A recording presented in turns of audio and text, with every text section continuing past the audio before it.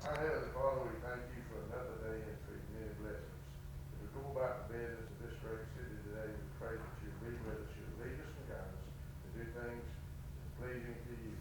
Bless each and every one here. Yes, this in Christ's name. Amen. Amen.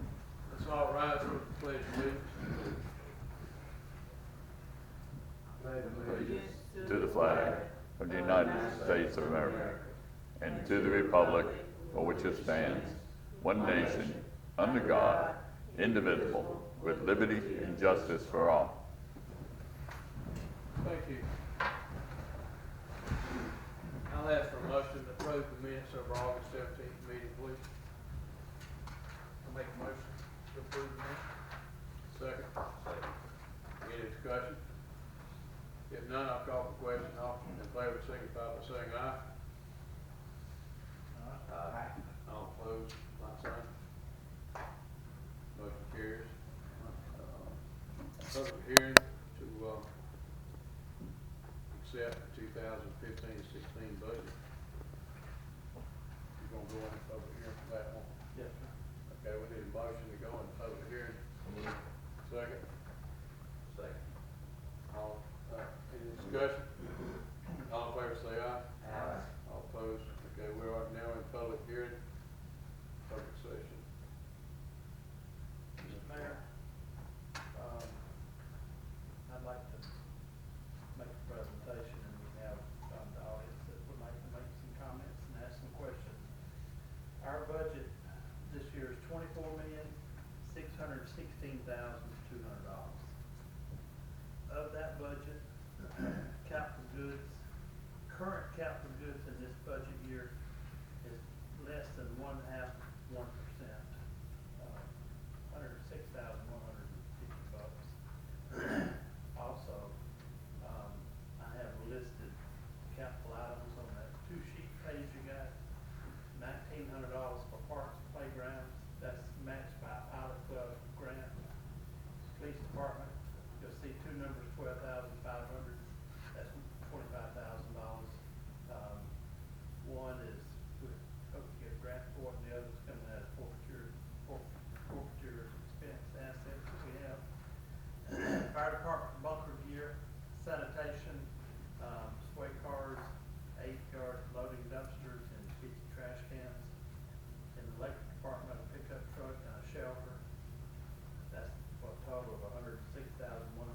Now, we have a whole lot more requests, but because of the way the budget was, we just simply did not add those to the budget. At the bottom, you'll see there's 3 other items in the budget. It's just a carryover from last year when we agreed we'd put in the metering, water meters, gas expansion, and electric meters. Water is $850,000, gas expansion 1.3 million, electric meters it's a little shy of 300,000, and that includes all electronics and everything to go with it. And let me say, tomorrow we're having a meeting at the airport with the AMI people, so if anybody would like to drop in and listen, because it'll be an all-day affair probably. From 9 to 3 is when it's been programmed. So if you'll turn to the second page. At our last meeting, we passed out a budget. We made no changes except for adding the 2% pay increase, and that's the first one in a number of years. I have that over here somewhere, but anyway, we told you guys about that the last meeting. So we owe you the changes we made to salaries and workers' comp. Anything that has to deal with taxing on salaries or salary change, we owe those sheets, and we'll have that for you at the next meeting. We'll vote on this budget at the next meeting. But I showed you the increases are in blue for each, and I'm gonna go down through this item. Mayor and council, total $3,575 increase. Election, $5,000 increase. Parks and recreation, $3,100. That's utilities. Volunteer fire, that's $300. And maintenance, that's $4,950, and that was decreases within general government. $28,825 decrease in general government. Police department was $120,825. Animal control was $1,975 decrease. Fire department was $10,675 decrease. Street department was $31,425 decrease. Sanitation was $18,750 decrease, for a total of the general fund decrease of $195,550. In the water department, we saw a decrease of $320,000, and that has to do, we lowered the cost of the capital items, and that primarily takes care of that. Treatment plant, we had a decrease in the treatment plant itself of $32,300. And so that's kind of a recap of the budget. I think we probably need to open it up for discussions. Mr. Mayor. Any comments from the public or the council at this time in regards to the proposed budget? Let me say, there's no increase in fees or taxes, period. Yes, ma'am. Well,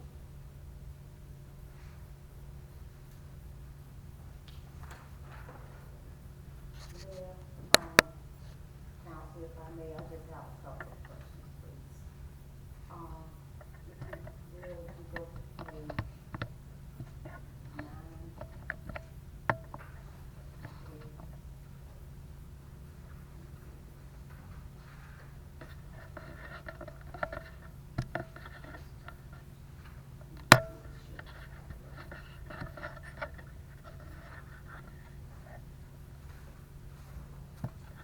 On your parks and recreations, I know that you have the $1,900 set in pilot for new, but on your, operating supplies, is that with all of your parks, or is that any specific park?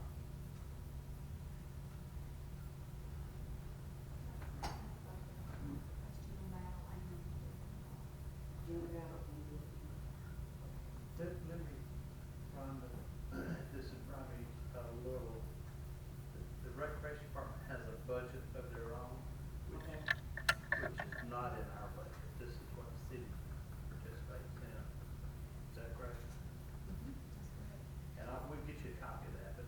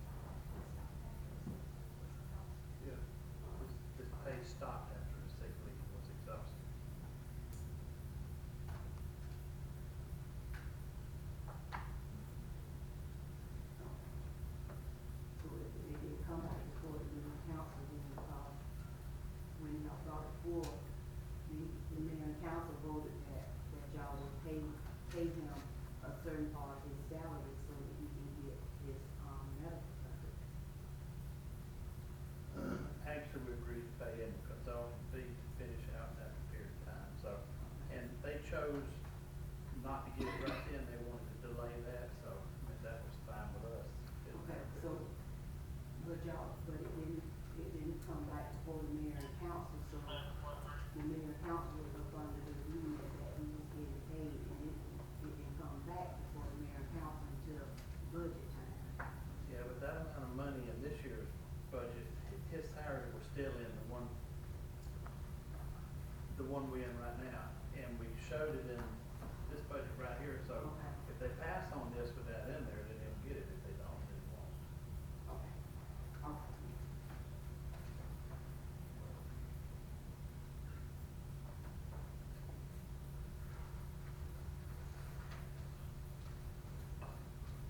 On your, if you go down to page,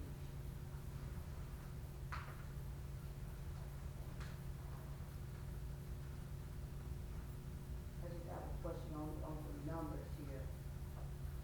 The reason why the numbers is so different here on page 15, if you go to the animal control salary, back on 2014-15 salary. If you look at the salary for the 2014-15 salary, and then you go over to the 2015-16 salary, it's like the salary drop. Is that a mistake? Or, No, that's because last year's number included a bonus, the $1,000 bonus that every employee received. okay, and now it's just, is the 2% included in this here with that? It's this page is included in this copy that you probably don't have. Okay. And we'll get you a copy of that too. No, I have it on this one, and I Okay. put it in, and it includes the, before y'all made the new copy, it had the, it went from 31,725 from last year to 30,625, and then with the new one, it has 31,250.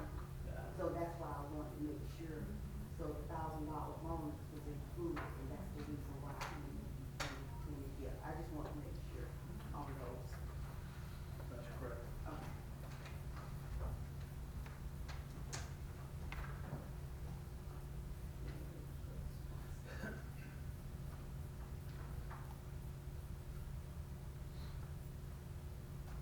The salary for Tommy at the, at y'all budget session, y'all said that his salary is gonna be included in all three department, and is that included in here also? Who? Tommy. Is this for 2022? Yes. Okay, gotcha.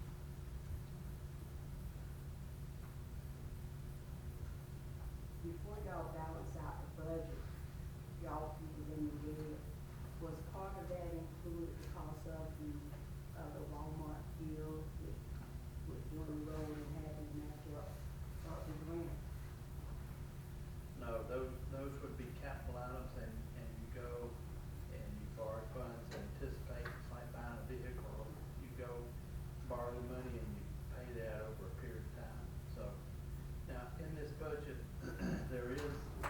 we do anticipate in all the budgets an increase in electric, particularly electric, increase in taxes, an increase in SPOS and lost, and increase, which we don't get any of, for the SPOS also education, so. But we only get a portion of that because they're not gonna start operating until after March, so we couldn't include a full year in there, so. Okay. Another thing I would like to see is that, I know it's only one, field, excuse me, that the actual, department is asking for, and that's actual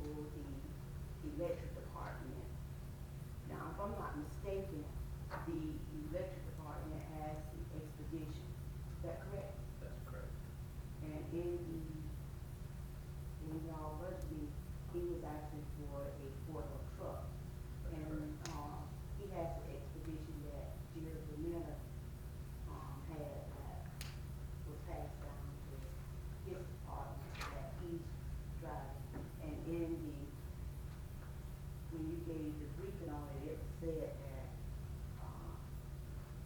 it was breaking down it broke down on several times. And if I'm, correct, that vehicle that Jerry had, he had just got that vehicle, so it was like the new vehicle when, right before he left. I think that Is it? vehicle, I'm sorry, go ahead. No, I was thinking that vehicle had close to 80,000 miles when I came here, 60 to 80, somewhere in that neighborhood. Okay, now, is it possible that being that the electrical department and looking at, the funds on here, the electric department is the one that makes and draws in the most funds here, and I know that, that we, need to do some cut back and savings here, that is it possible that he could drive that vehicle for another year and put off to next year, give another year? Let me go around the back door to answer your question, if you don't mind. The fire department's got a vehicle that we secured, I reckon, through the police department, that red pickup truck. And they said it's a rust bucket, it's about to fall apart, so the swap was take the car that's in the electric department and pass it over to the fire department, because they're not going out of town. If it breaks down here, we're okay.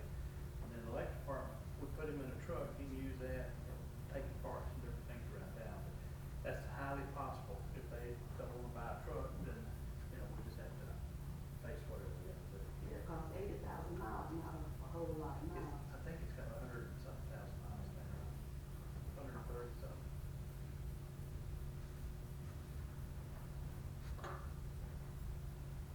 That's money right there, being that we was in the red before y'all budgeted out, because last year,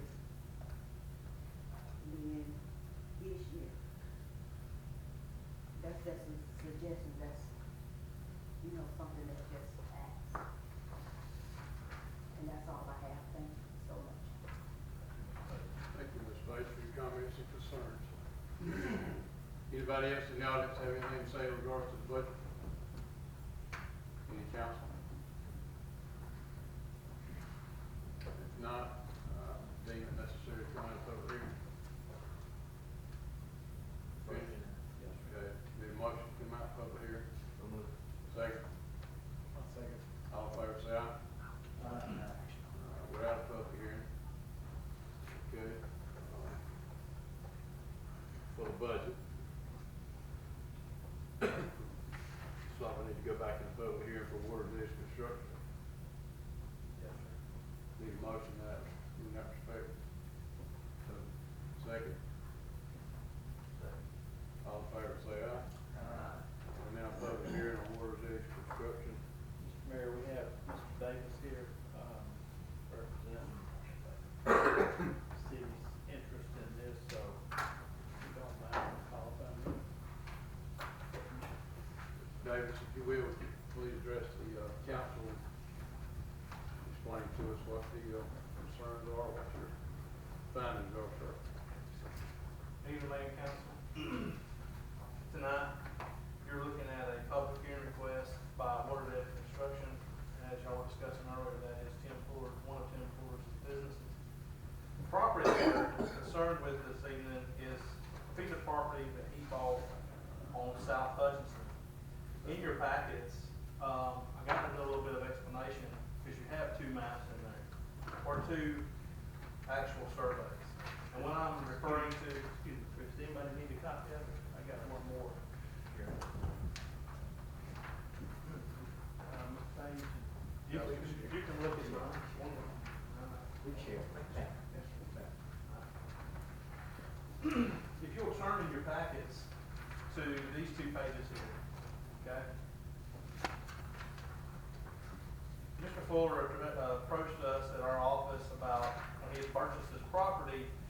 He was interested in being able to develop a property that actually faces South Parish Avenue. As you can tell, that lot originally, and still does at this point, go all the way from South Hutchinson Avenue all the way through to South Parish Avenue.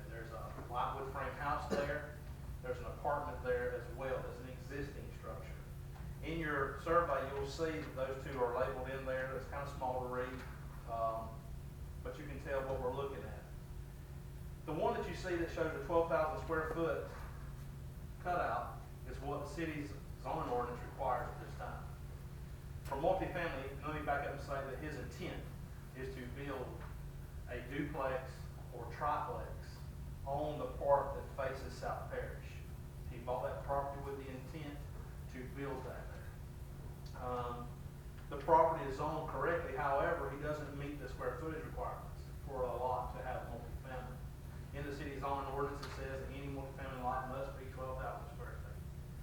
As you can see, if we put 12,000 square feet in there, that's what the intent of this first one was. It cuts the property or cuts the building that's there now, because the line would go right through it.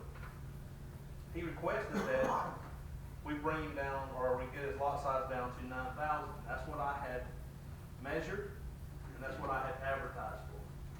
However, that was with the property lines that people, the surrounding owners and all thought the property lines were at. I then took it upon myself to hire Greg Carter Surveying out of Willacoochee to come in, measure the property so that we would have an accurate reading. And what you have in that result is this one. This shows a 6,600 square foot lot. What Mr. Fuller's intent is to ask the city council, and that's what the purpose of this meeting is for, a variance on the lot size requirement. As you can tell by the layout of the proposed structure, he'll meet all side, rear, and front setbacks that the city requires. The only thing that he does not meet is the land size requirement. He asked this council and mayor to approve to reduce the lot size from 12,000 square feet to 6,600 square feet.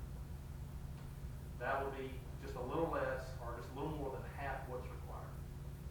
In the time that we've had the property posted and advertised, sent out all adjoining property owners a letter stating what Mr. Fuller's intent is, we've had about 4 or 5 people, and it's about half and half. People for him, saying they don't have, not really for him, saying they don't have an issue with what he's intended. And then we've had some others that say, we really don't think that's a potential place for a duplex, triplex, whatever the case may be. Now that you know, the property just north of that on your map that says Allen on it, that is a duplex and has been there for many years. The surrounding properties are single-family dwellings. Now, for some reason, that little area right there is starting to dress up. People are buying those houses, fixing them up. There were a lot of old wood frame houses that people are restoring and fixing them back up to make them look presentable. In our duties as your zoning administrator, we do not recommend anything on variances because that is a relief from the requirements you set forth. I would be more than happy to answer any questions that the council or mayor may have about the situation. But as far as my knowledge, you have about 4 folks who's called, half in favor, half just kind of concerned with it being a duplex. In a variance, the mayor and council have the ability to certainly approve or deny, and you also have the ability to put any kind of type of restriction you want to on the variance. That is your right as mayor and council. Does the mayor or council have any questions or opinion about this project? Yeah, let's go back over to the 4 apartments that were built just east of there, in the middle of the block. You remember? 4 apartments. Yeah. East. Yeah. But they have to have a variance for those to be built, or do you remember? I'm not picking up where you're at. You know, behind the Reed House and to the east, between the Reed House and the Lovett House. Oh, in the middle of the block. further back over in the middle. Yeah, block. in the middle of the block. And I want Please to let say, Parish. that was Roscoe and them, I'm not bad mistaken, that built those. Yep, no, it's built out of the guy that built Cook Community Bank built those from Valdosta. That'd be before me. Yeah. I came here in '05, Alright. so I don't have an answer for that one. Well, that wasn't bank on here before, fine. Okay. Or I'm not picking up where we're at, one or the other, but I don't remember another apartment complex or quadplex. Yes, this is 4 units. That'd be quad. 4 unit apartment. What it is. They're the same block adjacent to this. On the east side of this block right here. You can ride in there and see. I can check on that. Yeah. Was that Yeah. Kenny, who it was. But I wasn't here. That's right, you weren't here, but they built an apartment complex in there, put 4 units in it. The 405 after there. You know the apartment complex on First Street over here? Yes, Between the school and Jackson's Funeral Home is just like that, except it's built over here. that had been before. Okay. You have, and I'll go along with the mayor, what was the name of the lady's house? There is another set of apartment or duplex right there, 1 block north and east, behind that one house. Reed. The old Reed house, Yeah. yes. Let me explore, Okay. a little something for their benefit. You made a statement, and I wanna make sure they understood what you said, is that they have the right to approve it if they want to, but restrict it. Correct. And restricted, earlier you were talking about if they were gonna build a triplex, it had to go up. Correct.